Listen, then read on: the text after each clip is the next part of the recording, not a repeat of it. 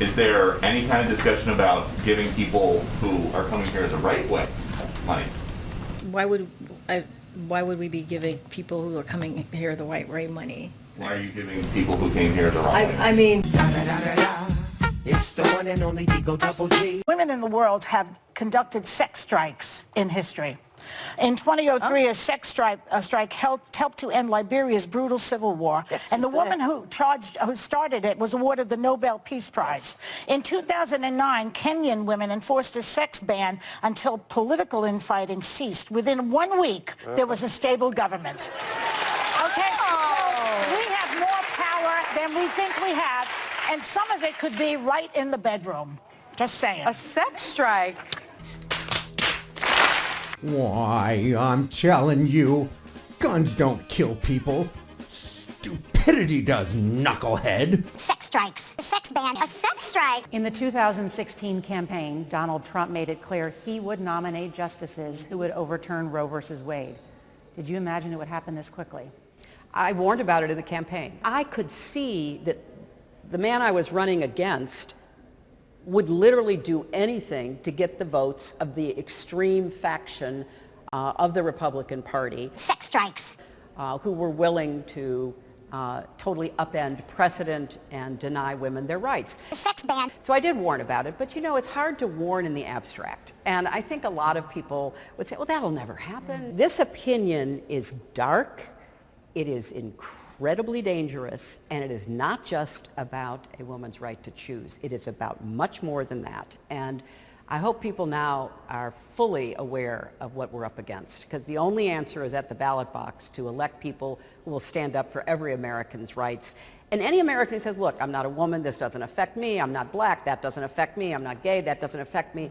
Once you allow this kind of extreme power to take hold, you have no idea who they will come for next. Once you allow this kind of extreme power to take hold, you have no idea who they will come for next. Imagine, if you will, a public so dumbed down, dehumanized, demoralized, and programmed that they think they can vote their way out of this shit. Wise guy, huh?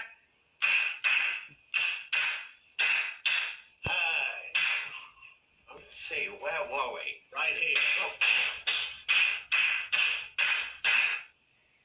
Sex strikes, a sex ban, a sex strike.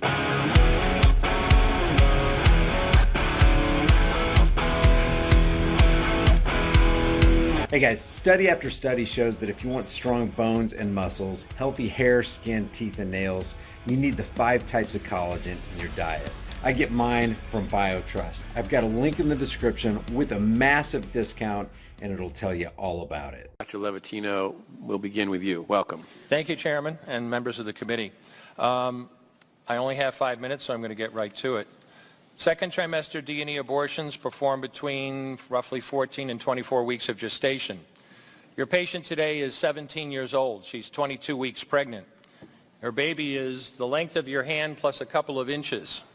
And she's been feeling her baby kick for the last several weeks, but she's asleep on an operating room table. You walk into that operating room scrubbed and gowned, and after removing laminaria, you introduce a suction catheter into the uterus. This is a 14 French suction catheter. If she were 12 weeks pregnant or less, basically the width of your hand or smaller, you could basically do the entire procedure with this. But babies this big don't fit through catheters this size. After suctioning the amniotic fluid out from around the baby, you introduce an instrument called a Sofer clamp. It's about 13 inches long. It's made of stainless steel. The business end of this clamp is about 2.5 inches long and 1/2 inch wide. There are rows of sharp teeth. This is a grasping instrument. When it gets a hold of something, it does not let go. A D&E procedure is a blind abortion, so picture yourself introducing this and grabbing anything you can blindly and pull, and I do mean hard, and out pops a leg about that big, which you put down on the table next to you. Reach in again, and pull out an arm about the same length, which you put down on the table next to you. And use this instrument again and again to tear out the spine, the intestines, the heart and lungs. Head on the baby that size is about the size of a large plum. Can't see it, but you pretty good idea you've got it if you've got your instrument around something and your fingers are spread about as far as they go. You know you did it right if you crush down on the instrument and white material runs out of the cervix. That was the baby's brains. Then you could pull out skull pieces. And you have a day like I had a lot of times, sometimes a little face comes back and stares back at you. Congratulations, you just successfully performed a second trimester D&E abortion. You just affirmed her right to choose. I'm not going to get into the politics of the foreign policy because I don't have time. We'll debate that another day. I just want to really discuss the practical issue of how do we do what we have to do, which is both accommodate Ukrainian refugees and address the housing crisis, which is very, very severe at the moment.